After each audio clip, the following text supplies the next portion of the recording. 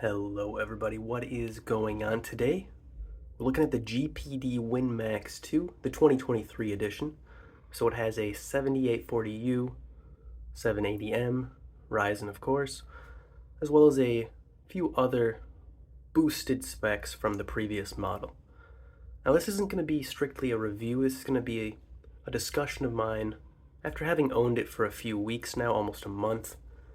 And some things I really want to point out to people who are looking into this device or devices very similar to it, so you really know if it's for you or not, because there are some interesting quirks, both for the good and for the bad. So without further ado, let's get right into the specifics about this bad boy.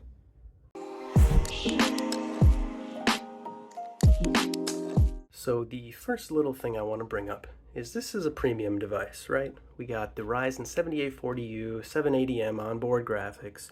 This is a highest spec model as well. 64 gigs of RAM, 2TB SSD, all the fixings. And while I like almost every part of the device, especially the screen, it's a very nice screen, right?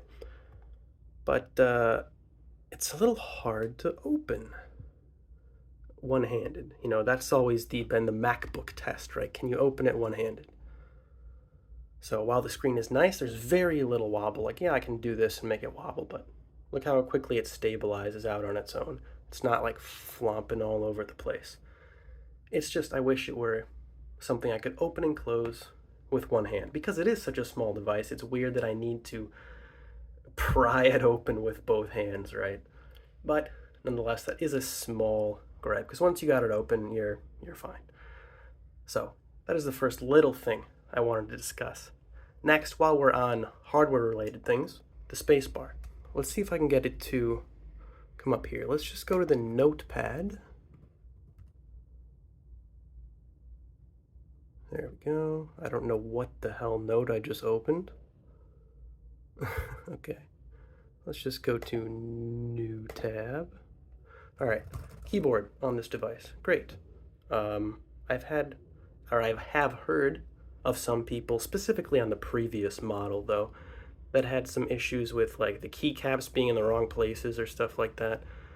I have obviously had no of those issues, and I don't think many people on the 2023 model have had that issue either. However, the space bar, right? So we're typing here, we're hitting the edge of the space bar. So you can see here, not registering, or it's registering like maybe every one out of every 3 or 4 times. Now, that's annoying, but it's not a huge issue because I believe it's because of one of the contact points here, specifically the one for me at least, on this side, is up off the motherboard when it should be down. So we can, and I will later, pop this off, push that down, and fix that issue. And I have read some people where that didn't fix it, where they just put a little 1mm spot of tape on that spot, and that helped the issue, no problem. Nonetheless, it is something you should be aware of if you get this device. I think it is pretty likely. I don't think mine's just particularly faulty. I think a lot of devices have this issue. So if you get this device, expect to have that issue and to have to pop this off and fix that issue. Be 100% aware of that. Now next, regarding the actual RAM itself, as we said, this device does have 64 gigs of RAM. And the cool thing is, well, it's slightly less cool now. But the cool thing when this came out was that it was 7,500 megatransfers per second, which makes it the fastest kind of DDR5 available. And I think maybe only one other handheld, I think the Legion Go at this point, has 7,500 megatransfer speed DDR5. But one little thing, you check the actual speed of the RAM in the BIOS and it's 6,400. So you will not be playing any of your games optimally on this device unless you know to go to the BIOS and change the speed of the RAM to 7,500. You will not be getting what is advertised on the box of this device out of the box. And I think that's I don't know if I'd go so far as to say dishonest, but something got lost in translation there. You should be getting what is advertised on the box on the device from the get-go, right? So be aware of that when you buy this device. Just go into the BIOS real quick. Um, excuse me. When you restart the device, I believe just tap delete a few times while it's rebooting. It'll boot you into BIOS. The BIOS is really simple on this device. Really, really, really simple. You just tab over to where you see memory. You'll click on it. It'll show you the speed and the speed options available. Go to the highest one, 7500, set it, save and exit, done. It's the easiest BIOS experience I've ever had. So just be aware you have to do that. All right, next we're going software side. So we're here in the AMD, the Adrenalin software. Now, we're already miles ahead of the previous model because we can actually update the drivers from here and have no issues at all whatsoever. We can just download them, install them. It doesn't conflict, doesn't cause issues, doesn't create problems with the GPD software or anything like that. But there is something arguably worse. Now, I don't know if this happened on the previous model, but let's go to performance here. And there is an option for, oh, what is it called exactly? It is an option for, here we go, memory optimizer. Now, I don't even want to touch this right now, and I'll tell you why. I don't know if you can see it well without everything in the room reflecting perfectly. But we'll deal with that just for a second here. So we got memory optimizer here. There's an option for productivity and then one for gaming. And of course, using this as a handheld gaming device, I took that and I looked at it, I'm like, okay, productivity gaming, now what is that going to do? Just give me more RAM for gaming? Like, sure. This device has 64 gigs of RAM. I'll take whatever I can get. It crashed the system immediately upon changing it and boot looped. Boot loop, boot loop, boot loop, fruit loop, whatever. It kept boot looping, blue screen of death. And I'm like, oh shit, I've owned this device 2 days and I already broke it. GPD has terrible customer support. If I send it back to them, I'm going to get it back in 7 months and it's not going to be fixed. Oh God, what have I done? Just, there's a little reset pin button in here you can push. It reset the device just fine. There was no problem. Beyond that, it fixed the issue. It reset this setting for me. But be aware of that there are some settings, there may be more, like switching this to gaming, that will destroy this device. It's not meant to do that. And you don't need to. I don't even honestly know what the memory optimizer does, but there's 64 gigs of RAM in this bad boy. You're fine. There's no game that's going to use even 16 gigs of VRAM. And any that are going to, they're not going to run very well on a 780M anyway. So be aware of that issue. All right, now the last thing I have to share on the software side of stuff is going to be this program right here. It's called Motion Assistant. Let me see if I can zoom in a little bit for you guys and zoom up.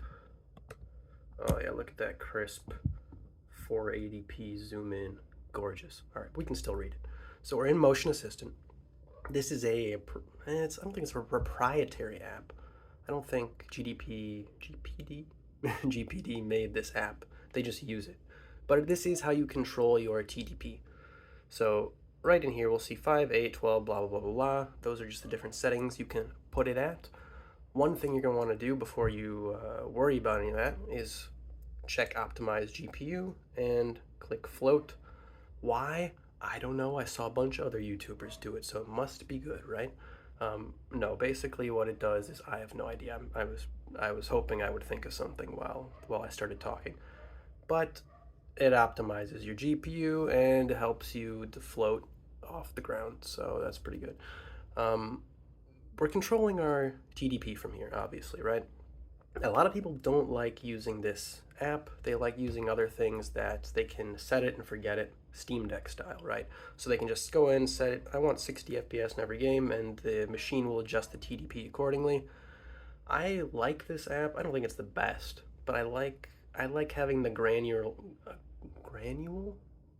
there we go, granular control, right? Because that's the cool thing about devices like these, is to go into a game, forget that I'm at 12 watts, and be like, I'm getting 40 FPS, but I would like to be getting 60. And then I'm like, oh wait, I forgot. I can change how much power I'm giving this device. Then I can go and see, oh, well, what do I get at 15? Okay, that's pretty good. What do I get at 18? Oh, that's way better. What do I get at 23? That's a little better. Oh, that really crushes my battery life. And play with it until you find what you like. That's the point of these devices, is it's what you want it to be within reason, right? So this is the app you'll be controlling all that stuff from. Yes, there are other third-party options you can download and try out that can make it more maybe streamlined. If you just want, hey, I want 60 FPS and everything, 800p, boom, you're good. But I think if you are getting a device like this, specifically an expensive one like this, you're gonna want to fiddle around with it, I think. So just be aware of that, and be aware that this is the app you're going to use to do it most likely, but there are third-party options available. Now, the last kind of major thing I wanted to share about the device, it's a couple of things rolled into one. It's really about what the device is, right? This is a 10.1-inch screen. This is a shitty laptop. Like, this is a very shitty laptop. It's too small to, like, fit on your lap comfortably without rocking around. And it's, obviously we can see the built-in gamepad here. It's a massive handheld, which kind of defeats the purpose of it being a handheld.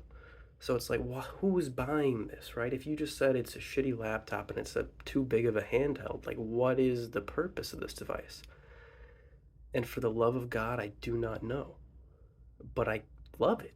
Like, there's something about this device that's like, it's somehow like a combination of like 2004 like big ass Windows laptop nostalgia and like just a device that's fun, something that's legitimately fun, a toy, right? A toy. It's a toy. You can go on Reddit and find a bunch of bozos who are like, oh well, I am a train conductor and this is a perfect device for me to take on trains so I can play games and shit the bed at like great. I'm glad that works for you, bud.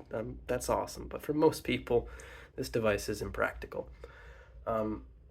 But it's a combination of the things that this has. We can see the trackpad right up here. The trackpad is okay. It's a mediocre trackpad. It'll work in a pinch. The biggest issue though is it's above the keyboard. So it's really uncomfortable to reach to. Now, if you're at a position where you can put your wrist right in front of it here and just, one finger this thing, you'll have an okay time. In most situations, like using it on your lap, like a laptop, you have to have your wrist on the device here, which is super uncomfortable. The thing is, though, when you get sick of that and realize, hey, this is a shitty spot for a trackpad, then you can go, oh shit, I forgot it's a literal giant-ass touchscreen. And since it's the size of a tablet, unlike, something like a Steam Deck or an ROG Ally, you can actually reach and touch and click everything just fine and, no issues. So it's like, once you get sick of one aspect of it, you remember it's a jack of all trades, right? Or you're using, let's say, another example, the in-game or the built-in gamepad, etc. And you're like, oh, these sticks are okay, but I don't like how they're indented, like how they're built into the system. That kind of stops the range of motion a little bit on the sticks. And the buttons are nice, but they're basically copy and paste PS Vita buttons. So they might be a little small, or maybe you don't like the kind of travel or the clickiness of them. Then you can just go, oh, hey, this is a computer, and just connect a Bluetooth controller and be on your way. And if you're, a nice businessman, let's say, a real business boy traveling out in his business suit and his attire, you can. I'm patenting a new name for these. I don't know what these are called, or what GPD calls them, or what anyone else calls them. I'm calling these right now the gamer embarrassment covers, right? The GEC, right? So you got your GECs right here, and what do they do? Well, they're little magnetics. They clip right over on each side. Just slide in and make it look like a kind of like a real laptop, a real little mini work Windows laptop that you found in your grandma's attic from 2002. So there you go. What I hope what I illustrated with these examples is just the versatility of this device, right? How many different things it can do that it's capable of. We didn't even mention anything like the screen. Like this is a really nice LCD screen, really nice. I believe it's 2560 by 1600, so it's higher res than 1440p. So it's higher res than just about any other gaming handheld out there. I think even still higher res than the Legion Go, which is also a pretty massive. I think that's only an 8.4-inch screen though. So it's got the biggest screen. It is only 60 hertz, but to me that's not a big deal. I would much rather take a nice bright touchscreen over a 90 or 120 hertz that's not a touchscreen, or that's a shitty touchscreen like the original Steam Deck is. Also, the ROG Ally I don't think is a very good touchscreen either, but that's neither here nor there. And on a 780M, you're probably not running a great deal of games at above 60 FPS anyway, whether that's for the sake of battery life or just because it's not feasible to run AAA games above that on a onboard graphics card. So those are mostly the things I really wanted to share about this device. I'll just check my notes here and see if there's any other little things. The last thing I just wanted to touch on is the actual battery life itself. It's pretty good. Like, it's better than I expected. Now, obviously, if you're cranking this bad boy, if we went into Motion Assistant up there and cranked this bad boy up to 28 watts and, we're playing, something in our library here that's really demanding, like, I don't know, we're just playing Armored Core 6 or something like that, yeah, it would die very quickly. But we can play a lot of games on here between 5 to 15 watts and get well over 3 hours. This bad boy is a really chunky battery.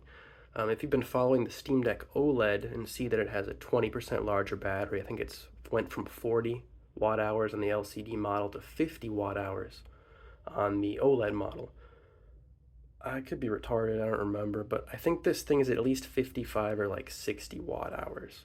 So it's bigger even than that. And if you've seen the battery life estimates for the OLED Steam Deck, they're pretty decent.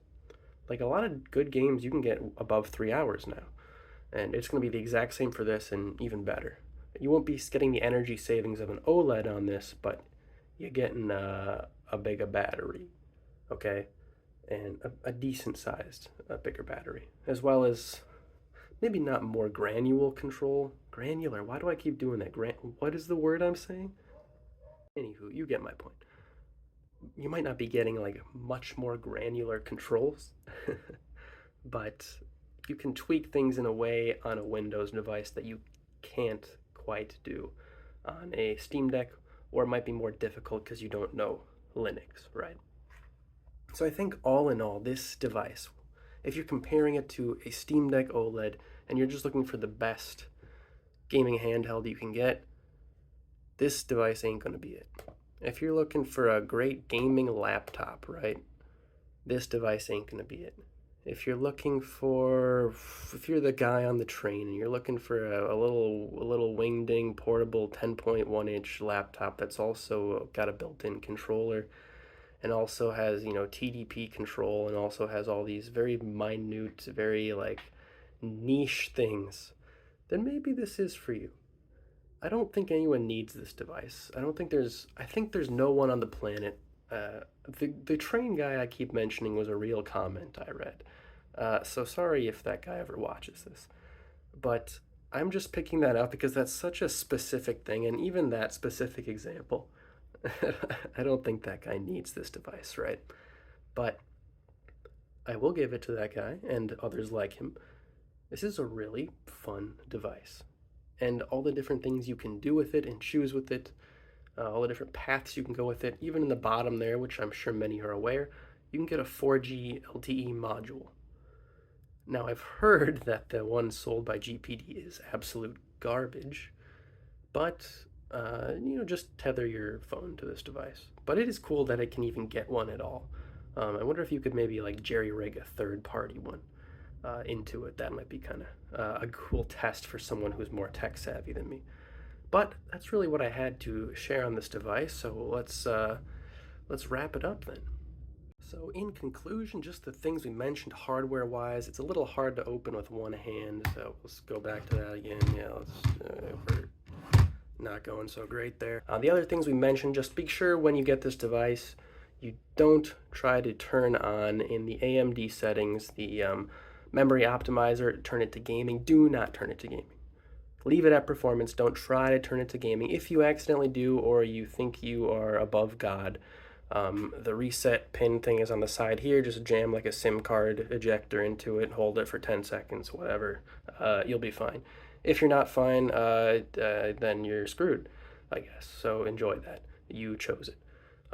Otherwise, in the BIOS settings, make sure you set the RAM to 7500 megatransfers, not 6400 as it's set to by the default. Be aware of Motion Assistant and how you can change the TDP and set the graphics for the best performance. Maybe watch, if you're familiar with the Fox, who does a lot of retro gaming and handheld videos. He's got quite a few videos on the GPD products and as well as Motion Assistant. My Apple Watch just went off telling me to do some activity. I've been sitting here though in a hot room talking for a while though, so I feel like I've burned more calories than it thinks I have. Anyway, and the other various issues that we talked about, I have forgotten entirely, but you remember them better than I do. So, thank you all for watching. I hope that was informative. I hope it was interesting. Please, if you want to, I'm sending this design in to dbrand so they can make a matte black version of these so that MKDBH, or the hell that guy's name is, can sue me. What do we call these again? Gamer embarrassment covers. There we go. That's a good name. We got to remember that. We got to market that somehow. Gamer embarrassment covers. More devices need to have built-in controllers and built-in covers for them in case you're afraid to look like a human being or that enjoys things. I find that pretty funny. Anyway, I thank you guys all for watching. I hope you all have a great one. Please put any questions or comments or concerns into the large box below this video where you can type things. And I'm going to do some benchmarks on this device. If there are any particular ones you want to see, again, comment that below. Until next time, have a great one, everyone. We'll see you.